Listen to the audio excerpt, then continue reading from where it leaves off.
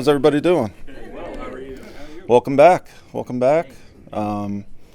Excited about the season to start. The players just took their conditioning test. Everybody looked in great shape, like they worked their butts off all off season, like we expected. Yeah, we're just excited to get the season going. I feel like we did a lot of good things in the off season through free agency, through the draft, and we're ready to get going now. So I'll open it up to questions. Dan, you put two pass rushers on PUB that the room already seemed kind of like to begin with. Yeah. What's the plan for adding to that depth, and how do you feel about that group? Yeah, I feel good about the group. I feel like, we signed some guys in free agency. DJ, he's getting back healthy. He's doing everything he can from a rehab standpoint to get back. He's working his butt off, so really proud of him and his progression, where he's at right now. But yeah, to your question, we're going to look to try to add depth at every position. Like I said before, outside linebackers no different. We're just going to try to add as many pieces as we can and create as much competition as we can, and we'll just kind of handle it that way. Can you clarify, did he have a setback with the quad, DJ with the quad, and how much did you guys know about that free agency? He had some things going on that I really don't want to get into here, but nothing that really set him back that much. We feel good about where he's at right now.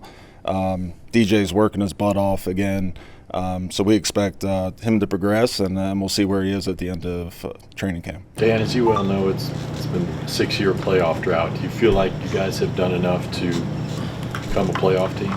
I'm not going to put any expectations on anything right now. What I do know is that there's a lot of work ahead of us, not only from a personnel standpoint, but the players. The players know that they got to put the work in out there.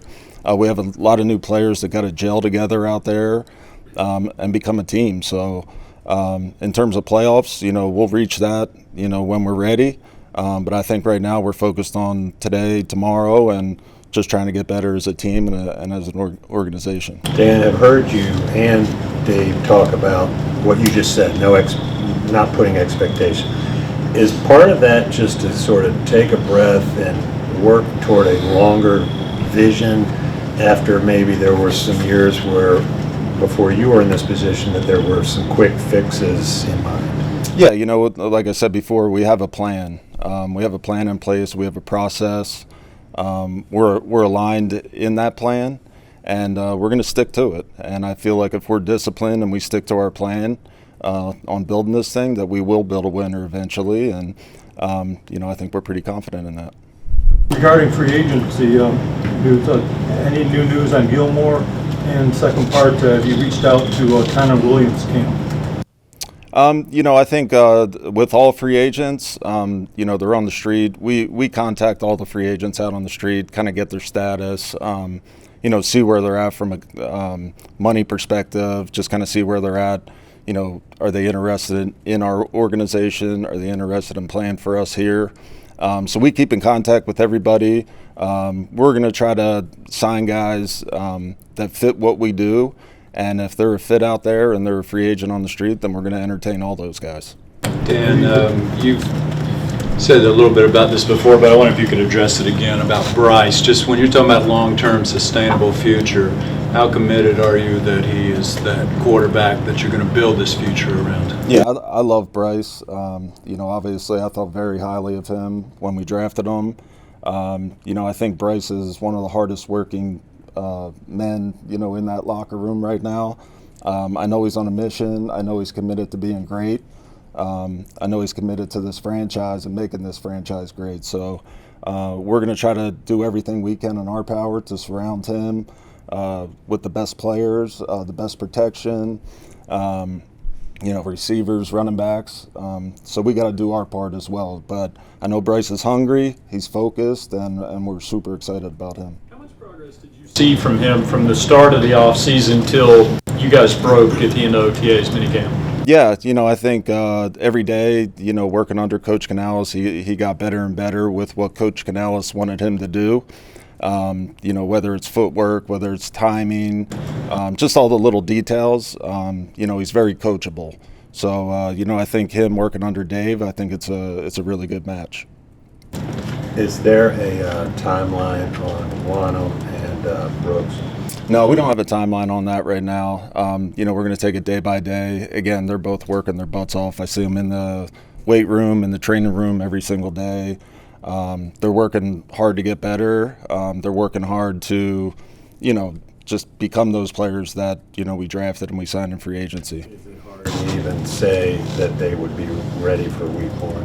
I don't know that yet. I think it's too early. Again, we'll play it day by day. From a philosophy standpoint, I know this is obviously your first offseason as the GM, but from a front office mentality, are you a guy that likes to churn the roster weekly with guys that you tried out, improve where you can, or are you somebody who believes in like the cohesion of having that roster throughout the summer and then making those adjustments? I think you should always try to make your roster better. So, I think the back end of the roster, I think, you'll see us bring guys in, work guys out, just always trying to continually improve the roster. I think we will be pretty active, with workouts, and you'll probably see that on the waiver wire. The GM, is the roster kind of a constant state of agitation as you're always trying to find the right mix, and is there ever a point that you get satisfied with the roster? No, I don't think, I think if we're doing our jobs correctly, you're never satisfied. We're always going to try to make this roster better, whether we're, 16-1 or, 1-16. So, I think that's the mindset we got to have here as an organization, to where we're always trying to get better. We're striving to be great and excellent in everything that we do. Is that something that kind of keeps you up at night? I think a lot of stuff keeps me up at night in terms of just wanting to get this roster better, wanting this organization to win. Obviously, I care a lot about this organization, so we want to put a winner out there. We want to win as much as everybody wants to win around the city, and we want to bring a winner, so that absolutely keeps me up at night. Dan, what are you going to be looking for early as far as your search for an identity for this team? I think we have a lot of new players on the team right now, so, I think that's really up to them, as the players. Coach Canales, he's going to set the tone, but ultimately the best teams that I've been around have been player-driven. So I think the players should really decide what type of team they want and what type of culture they want, and what our locker room looks like and what we look like out on the playing field. Dan, going back to Bryce, just based on your own history around the game, what sort of jump can a quarterback make from his first training camp to his second? And have you seen some of those markers maybe already in Bryce? Yeah, I think, I was in Buffalo with Josh Allen. I was in Seattle with Russell Wilson. I think you saw the progression of those guys getting better, not only every game but every year. So, Bryce again is a hard worker, just like Russell was, just like Josh is. So hopefully we see that progression. I wouldn't doubt it at all. I believe in Bryce. I think he has all the tools to be a great quarterback in this league. We haven't talked to you since, I guess, the draft. Was there a draft pick that kind of surprised you in either, well, I guess in a positive way that maybe you guys didn't see on tape or what have you behind the scenes or on the field during OTAs? No, not really. I think everybody was pretty much, we knew what we were getting. We did a bunch of research on all those guys, so we felt like we knew them not only from, a personal standpoint, but, from a player standpoint. So nothing's been a surprise. If anything, it's been great seeing them out there, just kind of learning and growing and, just kind of trying to find their role. And is there anything you guys will miss from like a team bonding type of deal not being at Wofford this year? I think, being here in Charlotte, first and foremost, we're excited to be here. I think it's great for the city. Spartanburg was great. Definitely, it was a place that I hold dear to my heart. Like it was a fun place down there. But being here in Charlotte and being able to practice live in front of them, I think that our players, will be able to be at home in their environment, in their own locker, in their own training room. So I think everything's going to nothing's going to be new to them. So, I think there's an advantage of being here, and, I think they can still bond and do all the things that they did in Spartanburg. So what fun did you gonna miss from Spartanburg? I think really, I think it's really just about the memories down there, just more so with the teammates, kind of going through those tough two-a-day practices. So, when I say that, that's kind of what I'm talking about. I don't miss the heat down there at all. Yeah. Dan, you mentioned right off the top, just even physically, the way the guys showed up, how impressed you were with that. What does that tell you about the buy-in that they've had with so many new pieces this year? Yeah, they've definitely bought in to Coach Canales and what he's preaching. And I think it also, talks a lot about the type of character guys that we're bringing in here. I think not only do you want great football players, but you want guys with really good character that love the game, have a passion for the game, and I think we saw that today out there with the conditioning. Dan, how important is it to have one kicker going into training camp, and is it a legitimate competition this training camp, or what's the status on it? Yeah, I think there's going to be competition all over the roster, not just the kicker. But yeah, there'll be a competition there, like everywhere else, and we're looking forward to seeing those guys compete, and it should be a good competition. We kind of got a behind-the-scenes look of that Brian Burns trade via Hard Knocks. Did you watch that, and how did you feel about the kind of the behind-the-scenes being put on display like that? Yeah, it's fine. I think. Joe and I are just trying to do what's best for both our organizations. Obviously, not all the phone calls are in there.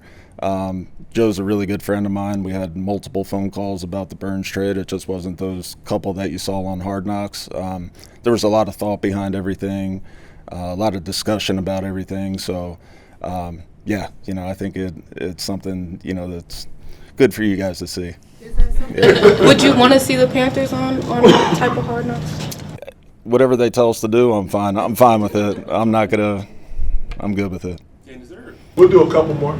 Is there a specific position battle that you're kind of excited? I know you're probably excited about the entire roster, and you're probably going to say that. But is there a position battle that you're really focused on and excited about? I'm excited about the whole roster and all the competition. No, there's we have a lot of new players on the roster at all different positions. So. I'm looking forward to seeing just the guys go out there and compete. Just kind of see these guys in pads. We haven't even seen these guys in pads yet. So just to see them in pads, see them compete, I'm just excited to see that. Outsiders tend to think that you guys need to do something more at edge, but also potentially at corner. What's your confidence level in Dane Jackson and your background with Dane? Yeah, we signed Dane for a reason. Dane is a tough, scrappy, smart player who fits great in this defense. He's a really good football player, really good person of character. So, we feel good about him. But again, we're going to try to create competition at every position, and we're going to be aggressive too. We're going to be smart, but we're going to be aggressive, and we're going to bring competition in here. Is there someone on the roster in that edge group that you think the rest of us might be sleeping on? Yeah, DJ Johnson, drafted him last year. He's a big physical guy. Iku Leota, another guy that when he had his opportunities last year, he came in and he played good for us. Calebon Chason, we signed him to a one-year deal. High draft pick, a guy that we're excited about, that maybe people are sleeping on. So it's really up to them to go out there and prove it, just like it is everybody on the roster. So, again, I'm excited to see everybody go out there and compete. All right, thanks. Thank you. Thanks, guys. Good to see you. Thank you. Thanks.